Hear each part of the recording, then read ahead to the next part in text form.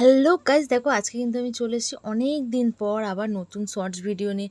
যেহেতু আমার শরীরটা তেমন একটা ভালো যাচ্ছিল না, তাই ভিডিও করা হচ্ছিল না। তো দেখো, এটা কিন্তু ছিল লাস্ট মঙ্গলবার, মানে জ্যৈষ্ঠ মাসের লাস্ট মঙ্গলবার। আমি জয় মঙ্গলবারের ব্রতর কথাই বলছি, ঠিক ধরেছো তোমরা। এই ব্রত কিন্তু সব মেয়েরাই করে, বিবাহিত অবিবাহিত সব মেয়েরাই পালন করতে পারে। তো দেখো, খিলি বানানো হয়ে গেলো। যারা করে তারা কিন্তু এই নিয়মকানুন সমস্ত কিছু জানে।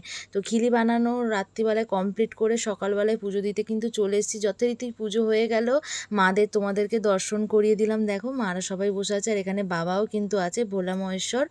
আর তারপরে সবার দর্শন করিয়ে ঘরে চলে আসলাম। আর গদ গিলে কিন্তু এই যে ফলাহারটা সম্পূর্ণ করে ফেললাম।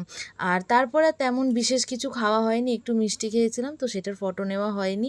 আর রাত্রিবেলা হতে কিন্তু খাওয়া হচ্ছে লুচি, আলুর দম, তারপরে পনিরের তরকারি, সমস্ত কিছু আয়োজন করা হয়েছিল।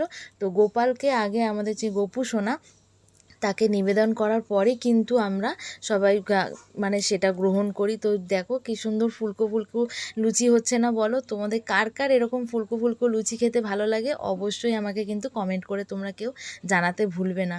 আর সুন্দর করে কিন্তু কড়াটা দেখে কিন্তু তোমরা কেউ একবারও আন্ডার এস্টিমেট করো না। কড়াটা যেরকমই হোক কিন্তু খুব সুন্দর লুচি হয়, খুব ভালো লুচি হয় কিন্তু এটার মধ্যে। আর তাড়াতাড়ি হয়ে যায়, যেহেতু এটা সিলভারের কড়া, সেই জন্য। তো তারপরে এটা হয়ে যাওয়ার পরে কিন্তু গোপালকে আগে ভোগ লাগিয়ে দিলাম। আর গোপালকে ভোগ লাগিয়ে কিন্তু আজকে রাত্রের ডিনারে খাওয়াটা কমপ্লিট করে নিলাম। তোমরা সবাই সাবস্ক্রাইব করে দিও। হরে কৃষ্ণ। আর প্লিজ কমেন্ট করতে কেউ ভুলবে না। টাটা।